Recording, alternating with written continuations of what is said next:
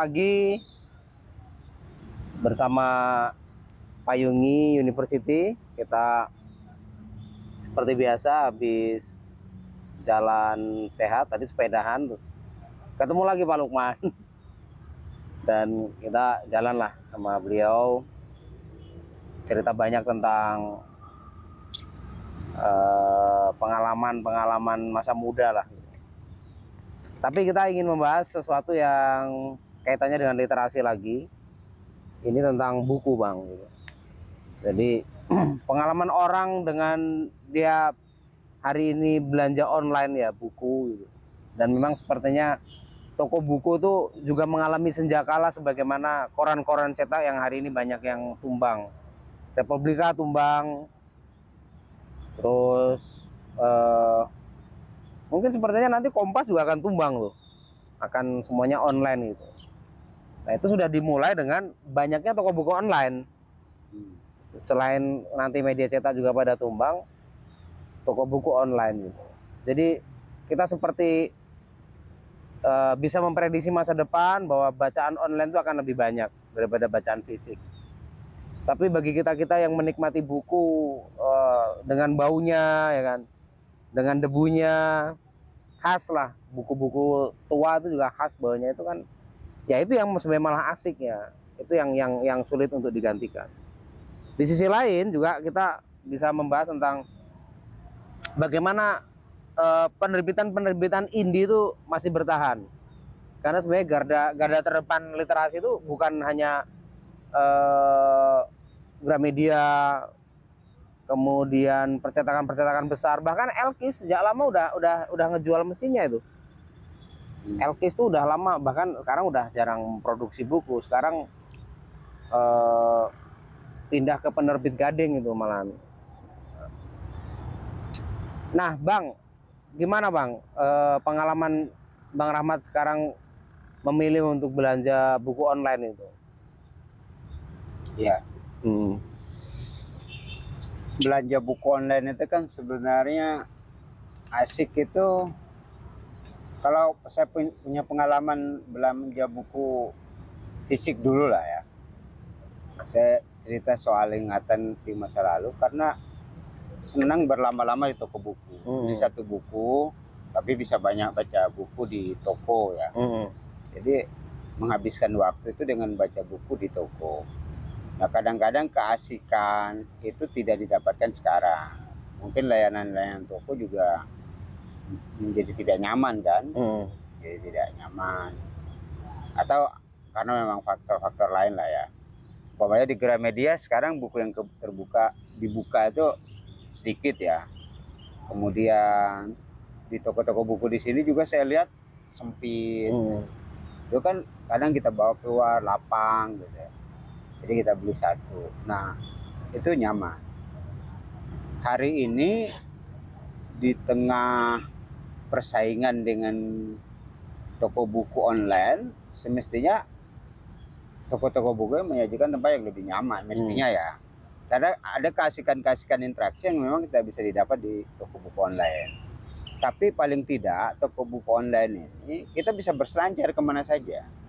Dari nyari judul buku dengan kata kunci apa, kita juga bisa baca sinopsisnya. Kemudian kedua, orang lebih bersaing harga. Kenapa? Kenapa toko buku online itu lebih murah? Karena secara pasti dia tidak sewa tempat, dia tidak bayar pajak tempat, dia tidak terlalu banyak bayar karyawan. Jadi maka dia bisa bersaing secara harga. Kadang-kadang ini enggak sekali dua kali saya temui ada toko buku yang justru lebih murah itu di agennya, di resellernya ya, daripada di toko buku besarnya, daripada di penerbitnya. Oke. Jadi penerbit A gitu, kemudian Kenapa bisa begitu? saya nggak tahu, dia punya fasilitas diskon mungkin ya, dari apa itu, karena dia biasanya hasilnya dapat poin. Jadi kan kalau kadang-kadang kita belanja di salah satu platform toko online itu dapatnya poin kan, yang bisa diakumulasi untuk belanja lagi. Bang, sebenarnya sekarang ada nggak orang jualan buku PDF, Bang? Ini buku cetak tuh. Ada. Tapi dia juga menjual yang online-nya. Ada. Ada ya? Ada. Biasanya kan kalau umpamanya buku cetaknya itu bisa 70.000, PDF-nya 5.000, 10.000. Nah, PDF-nya itu apa nggak nanti bisa dikirim ke orang-orang macam-macam tuh? Bisa. Jadi orang nggak beli buku dong nanti? Bisa. Kadang penulisnya yang jual online. Oh. Saya ada beberapa buku. Karena mungkin kekhawatiran ya, lebih banyak pada persoalan pengelolaan media sosial, teknologi ya, yang dijual online saya lihat. Karena mungkin kadaluarsa dia, dalam berapa waktu dia bisa kadaluarsa kan, maka dia cepet-cepet jual online tuh. Walaupun sebenarnya sangat bagus kan bukunya, karena kehilangan momen mungkin udah jual online aja. Saya lihat ada beberapa buku itu yang harganya sampai 100-an ribu beli fisiknya, dia jual online. Kan gini Bang, dulu orang musik gitu ya, band itu ya, band itu kan menjual kaset ya. Lalu setelah kaset dibajak, udah tidak bisa menguntungkan, mereka akhirnya hanya mengandalkan dari panggung ke panggung. Nah, sekarang ada platform digital seperti YouTube, mereka upload di YouTube. Pure mereka kalau kemudian kayak Virgon itu ditonton 100 juta, lagu Surat Cinta untuk Starla waktu itu kan. Itu kan duitnya lumayan tuh Bang. Kalau kayak gitu kan. Artinya orang mulai menemukan format bahwa band itu tidak lagi jualan kaset. Bahkan dulu banyak musisi-musisi yang versi lama itu menggugat orang yang membeli bajakan, menggugat orang yang lagunya dinyanyikan ke apa namanya karaokean gitu kan. Nah, model kayak Dani itu dia udah mendaftarkannya lagu-lagu dia ada 100 lagu hits dia itu. Jadi dia nggak khawatir dinyanyikan siapapun karena dia pasti mendapatkan royalti lewat publisher kan. Nah, persoalan buku ini apakah kemudian kalau akan ke sana ya, bahwa ya masa sih dari 7 miliar manusia lebih di bumi ini kemudian mereka akan berhenti membaca buku? Kan nggak mungkin. Mereka tetap akan membaca tulisan kok gitu. Tapi industri perbukuan kita ini kan belum untuk melakukan inovasi bahwa untuk mendapatkan uang royalti dari menulis buku itu dengan metode-metode yang mungkin sama dengan, atau mungkin nanti ada reading book, jadi buku tidak ditulis tapi diceritakan melalui YouTube, dan ketika orang nonton dia dapat subscribe, dapat view kan gitu. Ya kalau saya sebenarnya dari dulu saya pernah punya blog khusus nyebarin buku PDF e-book ya, tapi kan diprotes tuh sama kawan-kawan. Saya sempat berdiskusi bahwa sebenarnya semakin banyak orang peminat PDF itu berarti kan banyak yang baca. Terus saya kan ngelihat juga kawan-kawan di Indonesia Timur, persoalan mereka itu bukan persoalan tidak mau membaca, akses buku juga susah ya. Mereka pesan ke Jawa lebih mahal ongkos kirimnya daripada harga bukunya. Jadi kan saya mau ngirim 5 buku yang hargai buku itu berapa lah ya, tapi ternyata ongkos kirimnya di atas 100.000. Dulu pernah ada fasilitas saling berkirim buku gratis di kantor kan, kemudian akhirnya dicabut. Jadi ada banyak dilema kawan-kawan saya di Indonesia Timur terhadap akses buku ya. Maka dari awal saya diskusi soal buku ini, udahlah, nggak apa-apalah gitu. Kenapa saya berhenti? Saya lebih menghargai perasaan penulis saja, karena saya juga penulis kan. Iya. Walaupun saya belum menulis buku, saya ngerasa lebih menghargai. Beberapa bunga rampai. Berdua kan pernah sama itu yang sama orang Ilham Malik. Itu. Jadi saya tuh ngerasa sebenarnya gimana susahnya menulis. Gitu. Tapi ke depan menurut saya para penulis ini harus legowo lah. Nggak mungkin itu, nggak bisa dihindari, sama dengan musik tadi. nggak mungkin bisa dihindari. Hari ini mereka dijual, agak susah ngejualnya. Orang kemudian nyari PDF-nya. Sekarang ada aplikasi di HP, scan otomatis, scan apa itu buku itu, kemudian mereka kumpulin, mereka jadiin PDF gitu. Itu nggak terhindari. Maka harus dicari terobosan-terobosan baru. Dan sudah lama sebenarnya kita diskusikan soal audiobooks gitu ya.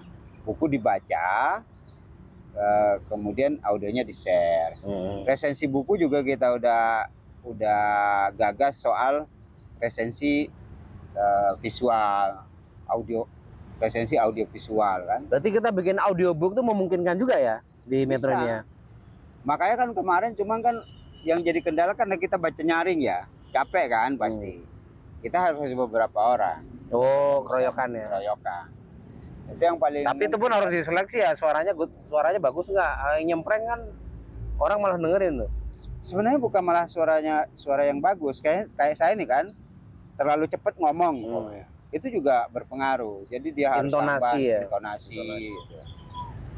Jadi yang penting sebenarnya kejelasan ya, intonasinya, nadanya. Ya memang harus benar-benar ini. Tapi menurut saya kan ada yang memegang hak siar itu, kalau di lagu itu kan publisher namanya. Jadi buku-buku ini memang kalau dia hak publishingnya itu ada di penerbit, ya didaftarkan segera gitu. Jangan sampai kemudian disebar tapi hak ciptanya diakui orang. Kayak lagunya Fajar Sad Boy kan diklaim tuh lagunya. Iya, begitu mau dimonetize sudah ada, nggak boleh lagi. Jadi ada yang ngeklaim duluan sebelum itu populer karena mereka hakinya udah diambil. Iya, mereka nyanyikan duluan gitu, mereka dengar, jadi didaftarkan. Itu juga jadi problem kan, buku-buku yang nggak segera didaftarkan. Atau memang ini Bang ya, kalangan-kalangan tua di pecinta buku ini juga belum menyadari bahwa dunia akan ke sana gitu, bahwa masa depan teknologi akan melihat buku sebagai sebuah konsep digital. Radio bukunya apa Muhyiddin M Dahlan tuh kayak lihat ya ada radio buku dia, e-book dia ada tuh. Dia kan dia pengarsip ya, arsiparis dia sekarang, arsip. Iya. Sebenarnya mayoritas mungkin iya, karena kami ya kalau di usia saya, di atas saya 5 tahun, sebenarnya udah sempat mendiskusikan soal audiobook, karena Indonesia ini kan sebenarnya terlambat ya. Kalau di luar negeri mungkin udah banyak orang sambil ngepeda itu dengerin buku. Jadi audiobook itu suara buku aja, buku yang model suara, sambil ngepeda. Kan ada Spotify itu, direkam gitu, kemudian ya novel macam-macam. Kita bisa mulai. Saya yakin bisa aja. Mau dia di YouTube tapi model suara, dulu kayak Gus Baha dulu ceramah kan suara aja, ya kelihatan orangnya. Bisa aja mana platform yang lebih ramah dan mudah diakses kan. Cuman harus ngetim ya, ngetim sama teman-teman. Iya, kalau toh nggak ngetim, dia harus berkali-kali. Atau kita kalau searching di YouTube jangan-jangan udah ada tuh. Kalau beberapa bulan yang buku apa gitu ya, setengah tahun yang lalu sempat kita gagal. Pas kita lagi aktif bahas soal tim gerakan literasi daerah itulah. Dulu sempat berapa bulan yang lalu, 6 enggak lah, hampir setahun lah ya. Sebab kita itu belum ada, tapi di luar negeri udah ada. Basisnya suara aja, nggak video. Tapi nggak tahu kalau sekarang. Nah kemarin waktu kita bahas soal sastra purnama itu, kita bahas soal resensi buku. Sebenarnya menurut saya kawan-kawan itu juga udah maju sih ya cara berpikirnya. Iya. Cuma karena memang belum ada gerakan kolektif, gerakan kolektifnya yang penting. Belum bisa jalan. Tapi kalau ini bisa beberapa orang, kayak Mas Denny, Bang Taufik, kita kumpul semua, Pak Yeri Nurkatiko ya, yang juga punya ide audiobook itu, kita kumpul bareng-bareng mungkin bisa jalan. Karena saya ngebayangin kalau sendiri itu ya, kecuali mungkin bersambung ya. Iya. Kan siapa Ubaidillah Muchtar yang Multatuli itu, reading Multatuli itu dia udah memulai offline tapi ya. Waktu itu kalau di online kan juga keren tuh karena anak kecil. Seperti halnya dongeng lah ya. Mungkin kita kan dulu zaman dulu kita punya tradisi dongeng ya. Tadarusan lah kalau Ya tadarus buku ya. iya tadarusan. Tadarus kan artinya belajar. Ya. Ya literatur juga kan. Hmm. Cuman kalau dulu kami tadarusan itu kan biasanya, kalau sekarang kan banyak yang main-main ya. Kalau kami tadarusan dalam tradisi, nggak tahu di sini juga mungkin seperti itu ya. Karena saya nggak ketemu era masa lalunya di sini ya, yang dulunya. Kalau di kampung itu kan umpamanya ada 5 orang ini menyimak, membenarkan bacaan.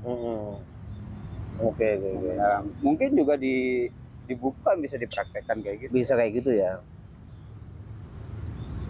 Oke, terus gini Bang, kita menyadari bahwa buku ini memang harus dipertontonkan ya. Kita itu belum membuat media secara serius, Instagramnya, Facebooknya, gitu. TikTok bahkan mungkin kan. Nah itu saya kira kita harus ada forum tuh, gimana kita sama-sama mereka yang senang upload buku, kemudian kita juga harus punya forum serius tuh. Ya kita udah ada sih grup WA itu, tapi kan kayak hanya saling share aja, yang lain cuma nonton gitu. Padahal ini harusnya kan para dinas perpustakaan, kemudian di perpustakaan kampus itu kita harus ada waktu roadshow lah nanti. Kapan-kapan kita sepedahannya itu nemuin kayak itu ada Bang Asad Muzamil.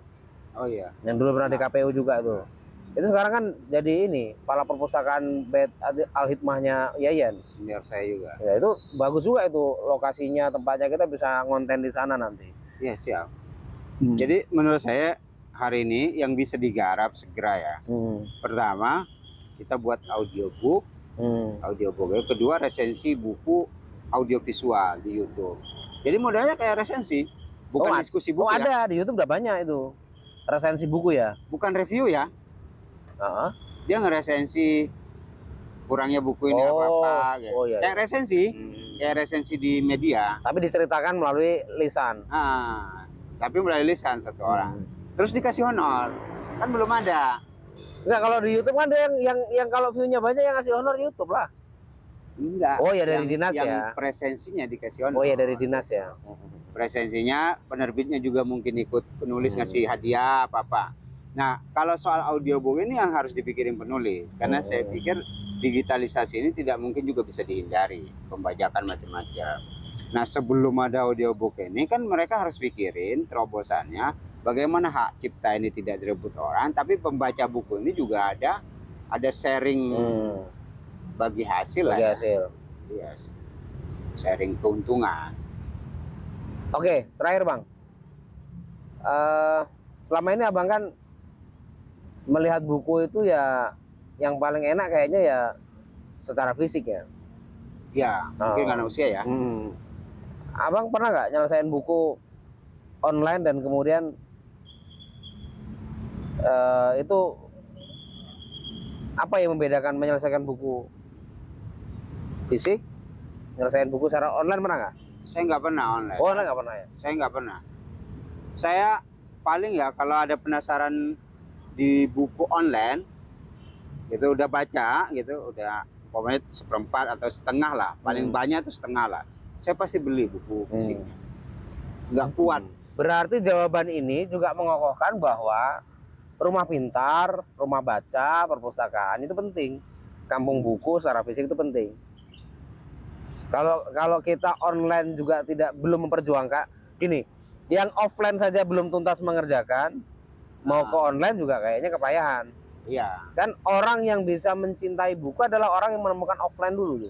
Iya. Baru dia menyadari, kan ini kan cara ketika kita tadi membahas online kan cara supaya orang, oh mungkin ada generasi milenial yang ingin tertarik buku melalui online. Ada sisi itu yang memang harus disentuh. Jadi kalau meniadakan yang fisik, menurut saya juga nggak mungkin ya. Karena kalau pecinta buku ya nggak tahu kalau anak-anak ini ya, makanya. Tapi kan ada juga orang yang senang baca buku, begitu selesai udah dia bagi tuh dia kasih ke orang bukunya, terus dia beli lain atau dia jual gitu. Nah kalau saya nggak bisa, buku yang saya suka itu ya, kalau saya suka buku mau seberapa pun ya kredit lah kira-kira. Kalau ada toko online kan sekarang melayani cicilan ya, berapa kali bayar, kita tahu bayar di akhir bulan gitu. Kalau saya memang penasaran, saya harus beli fisiknya. Nah itu yang menurut saya, yang fisik buku juga tidak bisa hilang. Terutama untuk kalangan tua yang matanya juga nggak kuat kan. Oke, terima kasih teman-teman. Ini pengalaman yang cukup menyegarkan, bagaimana kecintaan kita terhadap buku fisik juga kemudian membawa kita pada keresahan bagaimana menyediakan bacaan online tadi. Ada audio buku, kemudian resensi, kemudian kita juga ada tadarusan buku, atau kalau di Banten itu ada reading book atau reading multatuli. Nah kita juga, gerakan kita nanti akan mengupayakan ke sana, karena rumah buku, rencana saya sudah berpikir kita akan tampil di Payungi. Kita ada ruangan kecil, saya udah nemuin kuncinya, kemarin kuncinya itu hilang.